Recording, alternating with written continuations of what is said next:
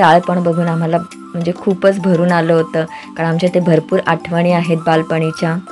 चाळीमधले लाईफच काही और होते, कारण तिथे जी मजा होती ती आता कुठेच नाही आहे.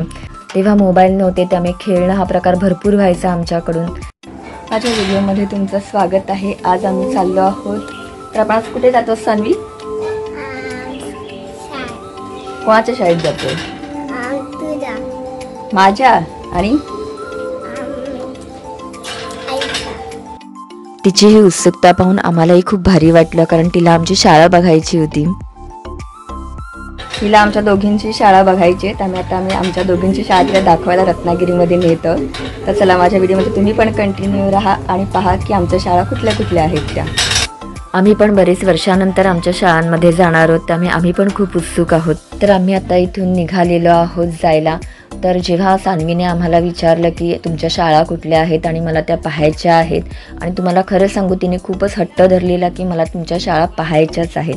तर निघताना हे गुलमोहरचं झाड आम्हाला वाटेत दिसलं. तुम्ही पाहू शकता की गुलमोहरला खूपच छान बहर आलेला आहे आणि आम्ही ते फोटोसुद्धा काढले.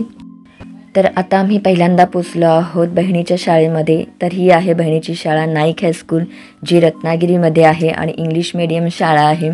तर इथे आम्ही वेटिंगसाठी बसलेलो आहोत, कारण सरांबरोबर आतमध्ये दुसरे पॅरेंट्स आहेत. मग ते आले की आम्ही आतमध्ये जाणार आहोत. शाळेमध्ये आमचं खूपच छान प्रकारे स्वागत केलं गेलं, कारण माझी बहीण तिकडची आवडती स्टुडंट होती. मग प्रिन्सिपल सरांनी काकींना पाठवलं आम्हाला पूर्ण शाळा दाखवण्यासाठी.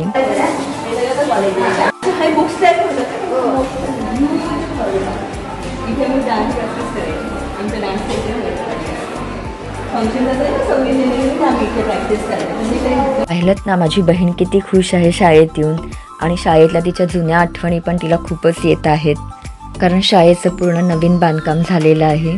तर आता आम्ही आलो आहोत मॅथ्स लॅबमध्ये, आणि हा पूर्ण वेगळाच वर्ग केलेला आहे मॅथ्स लॅबसाठी. तर खूपच छान केलेला होता हा वर्ग, आणि आता हे सगळं नवीन बांधकाम असल्यामुळे तिलाही खूप उत्सुकता होत आहे हे सगळं पाहण्यासाठी.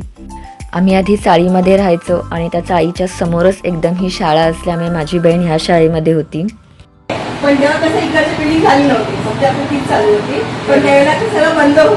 ह्या आहे तिथल्या आरिफा मिस, आणि त्या मम्मीची खूपच आठवण काढत होत्या, कारण माझी मम्मी इथे मराठी सब्जेक्ट शिकवायला होती.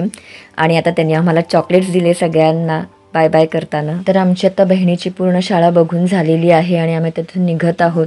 पावसाला सुद्धा सुरुवात झालेली आहे, त्यामुळे माझी शाळा मी तुम्हाला या व्हिडिओमध्ये नाही दाखवू शकत. पण हां, हे जे तुम्ही आता पाहत आहात ते आहे आमची जुनी रूम, जे आम्ही पहिल्यांदा चाळीमध्ये राहायचो.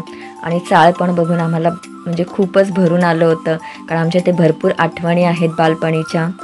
चाळीमधले लाईफच काही और होते, कारण तिथे जी मजा होती ती आता कुठेच नाही आहे. सगळे आम्ही एकत्र असायचो, मस्ती करायचो लहान लहान मुलं. तेव्हा मोबाईल नव्हते, त्यामुळे खेळणं हा प्रकार भरपूर व्हायचा आमच्याकडून. तर ही रूमसुद्धा पाहून सान्वी खूपच खुश झाली, आणि मलाही आवडलं की ती एवढी लहान असूनसुद्धा तिला शाळा आमचं पाहणं आणि आमची ही रूम पाहणं आवडलं. तर पहा घराजवळून किती जवळ होती बहिणीची शाळा. Thanks for watching.